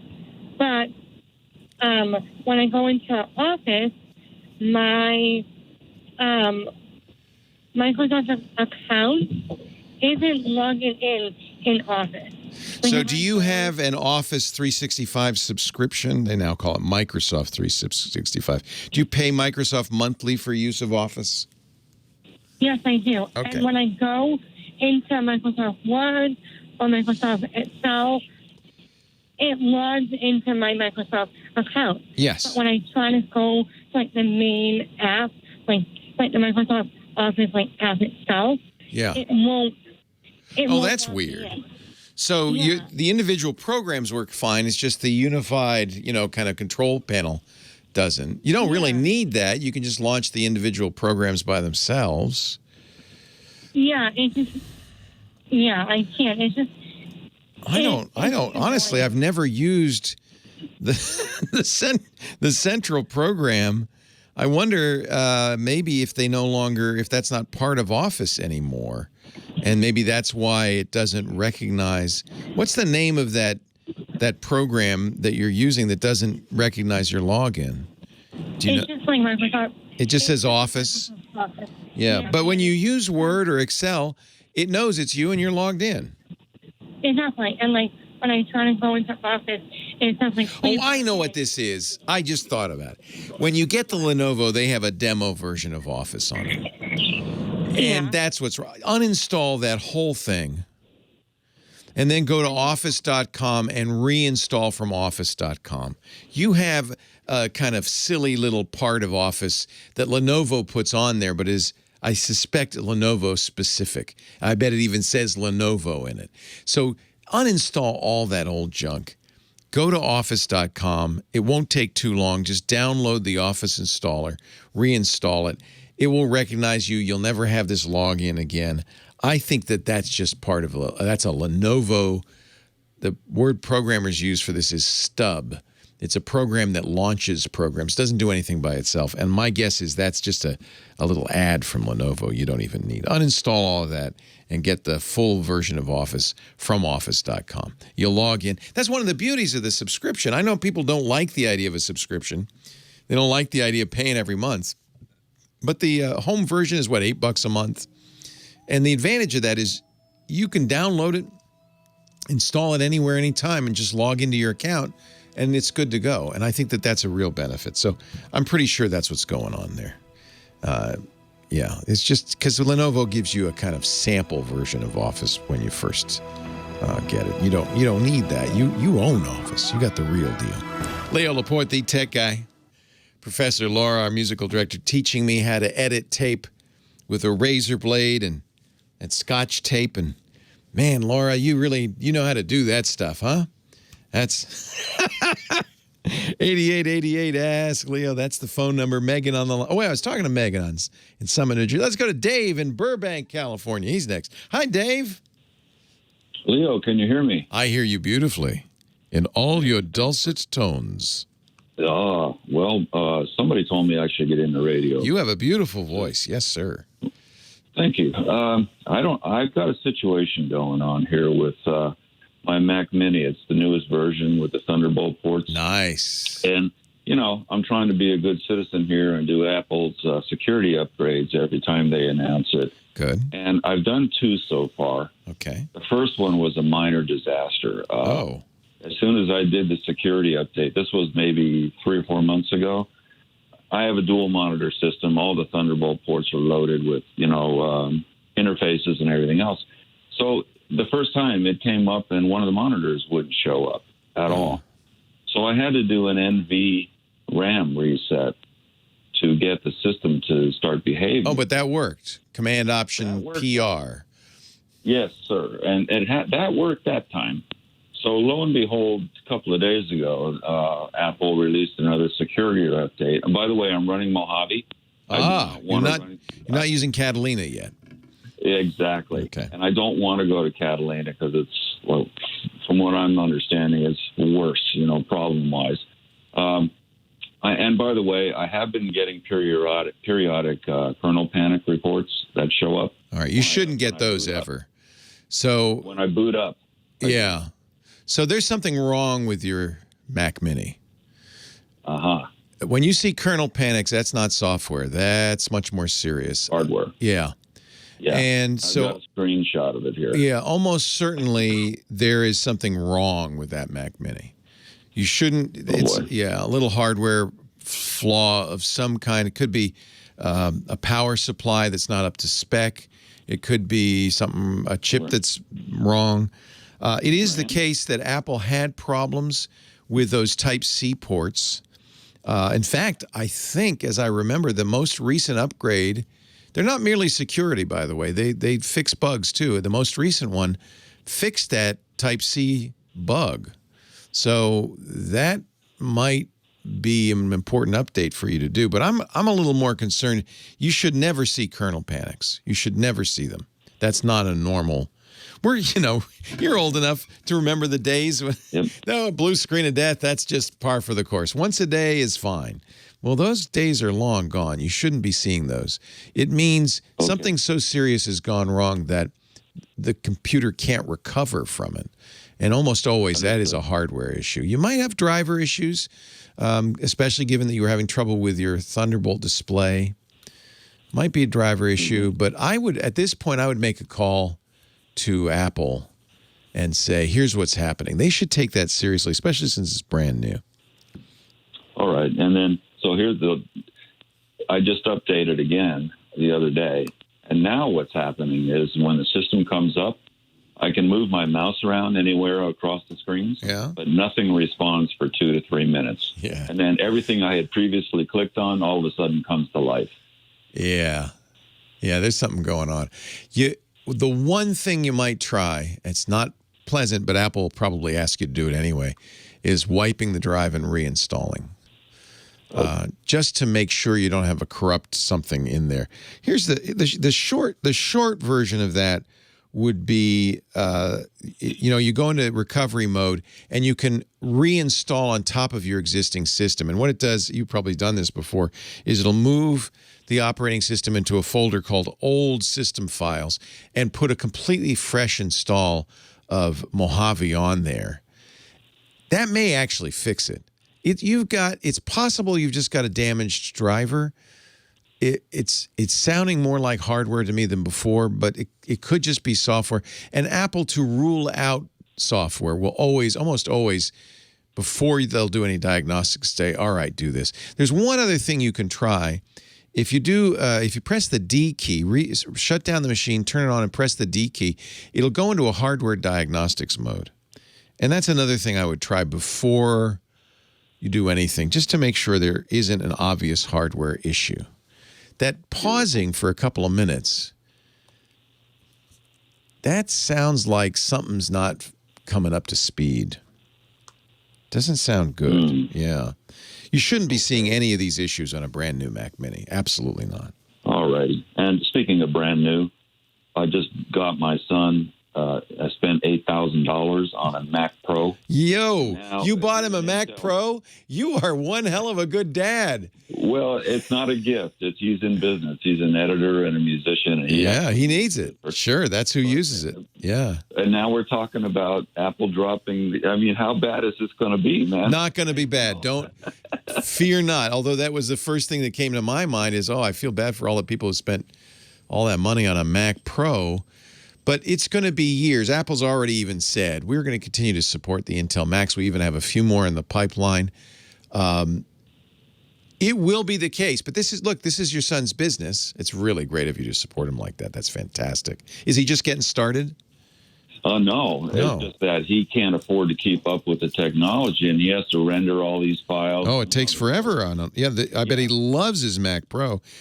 Everything that works now will continue to work. What will happen, and because we've been through this before with the PowerPC to Intel transition, is next year the new Macs will start coming out. I don't think a new Mac Pro will be out for 2 years. That'd be my guess. At that point, you're going to feel like you're driving, last year's car, but it'll still drive. It's going to take a while before you go, boy, what he's going through right now, I feel like it's taking forever to render. I need new hardware. That's years off. Well, as long as the operating system doesn't make the Intel processor. No, it won't. Apple's very aware of all the people who bought these Mac Pros. These are the people they can least afford to annoy. I hope so. Yeah, they're the hardest core Apple users. No, that's not going to be a problem. They'll support it for years. It's more going to be in your head. Gosh, the new models have fins. My model looks old now. Yeah, it's full of cheese from grating the front. Yeah. No, I love that new Mac Pro. That was a very generous gift. He's got a spectacular computer. He'll get years of use out of it. Final Cut's Logic's not going to change. All of those are going to continue to support it. 5 years from now, which is kind of the normal lifespan for a professional device in use like this, it would be normal to get a new one every 5 years anyway. That's when he's going to be looking at it. And in fact, my counsel would be, even if you could get an Apple Silicon Mac today, not to do that for his work. I would wait. The performance won't be there for a couple of years, I think. I do think what will happen in 2 to 5 years is you'll go, wow, these are so much faster. It's just exactly what he's going through right now. Yeah. The hope is that he's making the money to support that habit. Yeah, exactly. Then, right? Exactly. I know. I lent my so much. I lent my son all my Canon gear because he's doing videography. Yeah, that's what you do, right? That's what you do. You do, and then I lent my son a nice camera when I was doing it, and another story, but he stopped to get a sandwich, and they broke into all of my video gear. Oh, I mean, that hurts. I'm telling you, man, there are some people in the world who just... Isn't that low? It's just low. It is. It's slow. But thank you so much. Thank you, Dave. I guess I'll have to call Apple. I would get... They're still very good on the phone. I would do the diagnostic thing, hold down the D, maybe install on top of the new operating system first, just to see. You are a good dad. Did you work in the business, Dave? Yeah, that's what I thought. What did you do? You know what I did. I worked at Universal for 30 years. I was an AV guy. I am an AV guy. Oh, that's so cool. But you know what I did? I took half of the money from savings, and then I took a 18% zero interest loan on Barclays. Not bad. So I spent half of it on the credit card, and then I paid half up front. That's very generous of you. Yeah. Well, I got him the basic model, except I did upgrade the RAM to 2 terabytes. Oh man! And, just in case. Man. Oh wow! What does he think? Does he have it? What's that? Did he get it? Does he have it? Yeah. Oh yeah. He's had it since April. How does he like it? He's always he loves it. Of course he does. The basic model. You're saving him so much time. Oh yeah. That's all he says. He says, I can't believe I have this thing. He's always, because he was doing it all on a MacBook Pro, Oh, God. I know. What happened was he also had a really home-built, really nice Windows 10 editing system for Adobe and everything, right? But he was constantly running into software issues. Oh, it's awful. He uses Ableton Live a lot, it's awful. And it doesn't work very well on Windows machines. Yeah. So I finally said, screw this, man. This is not a hobby. This is your business. I'm investing in you. Oh, that's so great. And, yeah, man. Probably somebody did that when you were starting out. That's you pay it forward. Yes, sir. Yes, sir. That's I really enjoy your show, by the way. Dave, thank you. It's such a pleasure to meet you. And as a father, I know exactly where you are and how you feel. Yeah, I know. And it's kind of nice. It's kind of nice. I told Henry, I said, don't do what I'm doing. But he kind of wanted to. It's similar, right? And I think that's cool. They're inspired by what you were doing and what a business it was and how much you enjoyed it. And now he wants to kind of do the same thing. And he's not a slug, man. The guy works his ass off. There you go. Same thing. My kid's same thing. So you really want to support that. Yeah. That's right. Yeah, I agree, man. Yeah. Thank you. I'm glad Thanks, I Dave. got in. Sometimes you're hard to get. It's hard. I know. We don't have that many lines. Yeah. Well, it's a pleasure meeting you. I hope I talk to you again. Likewise. Take care, Dave. Bye. Bye-bye. Leo Laporte, the tech guy. 8888 Ask Leo. Almost done for the week, though. I'm sad to say. Had a lot of fun, though. Thanks to Professor Laura, our musical director. She's so good. So good. Thanks also to Kim Schaffer. She's our phone angel. What a great job she does. Thanks to all of you, too. I mean, what can I say? Can't do it without you. You make this show happen. And we'll do it each and every week. As long as you keep tuning in, I'll keep doing this show. Let's go to Newport Beach. Steve is on the line. Hello, Steve. Hey, Leo. Thanks for hanging on. Yeah, no problem. Listen to your whole segment on ransomware. We got attacked. So I have 2 data centers that are mirrored in different cities. And we got attacked. And we were supposed to be ready to be able to, shove off a little Bitcoin, but we weren't. And so we just closed the one and then cleared it. And we only lost 3 hours of our data. Hallelujah. That's called having a good backup, right? Yeah. Well, it's the exact system mirrored, in a different city. That's a great way to do it. Yeah.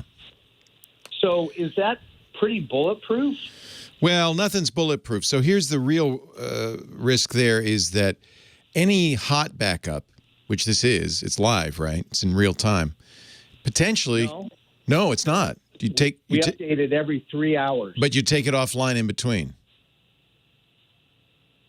I don't know that question. So here's the risk is if it's a hot backup, in other words, if it's connected, that the virus, the malware could also spread to the backup. So, so the key is on a system like this is, if for instance, it's only connected every 3 hours, that means you'll have, between the time you detect an infection on system 1, you'll have until the next connection to make sure that it doesn't propagate to system 2. Right. But that's the weak link. Now, if you get an infection at 2 hours and 59 minutes in, you got 1 minute before it can propagate. And so a lot of times the trick is to have an offline backup. These companies like Norsk Hydro, of course they have backups. Garmin, of course they have backups. The problem with these ransomware attacks is not that you're going to lose data. You'll be able to get it back eventually. It's just that these systems are disabled for the amount of time it takes for you to shut them down, completely eradicate them, and get them back up and running. And that's the real problem. For instance, let's say you get bit on system 1. You immediately sever the connection to system 2, so system 2 is still intact. Before you reconnect, you have to absolutely make sure there is nothing lurking on system 1. Right. And that's difficult. In fact, that was the real problem for Norsk Hydro. They were very slow to connect to their backups because it was very painstaking and time-consuming to go through every one of their many thousands of systems and make sure that there isn't just one little tidbit sitting in firmware or, on a unused sector of a drive waiting to jump back in and do it all over again. Right. That's the risk. Right. So it's very hard to mitigate this. Because, you can have everything done right. Yeah, I heard you say that. And so what you're saying is I just got real lucky. No, you didn't get lucky. You had a good policy, and it worked. You didn't get unlucky. Okay. Okay. So, and now I presume, do you work with professionals in this area that are helping you set this up, or you just did this on your own? Oh, no. We're a nationwide company, not big, but we're a nationwide company. So you have a CISO, I hope, a security officer. You have a team of people, and you've got policies in place. Norsk Hydro had all of that stuff in place. They even had cyber insurance, and they still lost $60 million. They got bit bad. Right, and the problem is that we educate, re-educate, don't open this stuff. I mean, I'm the CEO, and I get hit with all kinds of stuff. Of course you do. Of course you do. It is amazing. 91% of all of these breaches are caused by an email. This is the #1 vector. Yep. It's not the only vector. And it's there's training. There's having good policies in place. There's having emergency processes ready to go and well-trained people who are ready to act immediately, because the faster you do this, the more likely that mirror will be safe. I'd have an offline mirror if I were you. A third mirror that is just not online and maybe gets updated once a week. That means you could lose a week worth of data, and so most of the time that second mirror will be adequate. But I'm not an expert in this. You've got to have good people who know what to do. And no, I do. They manage two, fairly, small in terms of data center. Our business, we do backup power for data centers. Oh, and you're in the business. Yeah. Oh, yeah. Oh, yeah. But I don't blame you for being concerned. As I'm an owner too, and I ask my IT department, "We're ready, right? We know." Constantly bug them because there's and all they can say is, "Yeah, boss, we do everything we know how to do." We had last year a visitor works for the United States Cyber Command, protecting the military infrastructure. He's based out of West Point. And I said, you must have a difficult job. He says, every day, it's another bullet dodged. It's nonstop. Right. And that's probably a similar situation to you in any business that's the target. Right. And all it takes is one. And you saw with Norsk Hydro, it was the simplest thing that bit them. Now, there's one thing that I noted. The bad guys got in December and didn't trigger the attack till March. What kind of system did they have that didn't notice an intrusion? That's really important. Really important to have. Well, this is a big problem. They call it APTs, Advanced Persistent Threats. Hackers that live on your network for months, on average 191 days between getting in and doing the attack, because they're prowling around looking for data they can download, they can use against you, looking for soft points. They're planning their attack, and they're inside your network. You've got to have ways to find them before they get too far. Yeah, and like you, I kind of feel like the shoemaker should have shoes. It's just hard to do. It's also cost. And they're going to sit down with you and say, look, boss, you got to write a check. And at some point, it's a question of, is it worth writing that check? Yeah, well, it's a heck of a lot cheaper than the shortfall on the $65 million. So I just tell my guys, whatever it takes. Powder, shorten the fuse. Yeah. And good on you. I don't envy you. This is I don't envy anybody who's in business today, because these guys are evil. They are miserable, horrible, low-life scum. And the damage they do. Read that Bloomberg Business Week article. I think it's an eye-opener. One of the people they interview is the head of the plant in New York State. And that was his reaction, is, who would do this? Who would do this? They threw this plant into uproar for months. Anyway, Steve, it's great to talk to you. Hang in there and keep your fingers crossed. You weren't lucky, you just weren't unlucky. Leo Laporte, the tech guy. Thanks, Kim. Thanks, Laura. Thanks to all of you. Have a great Geek Week. I'll be back next time. Stay safe. Let's do this all over again in a week.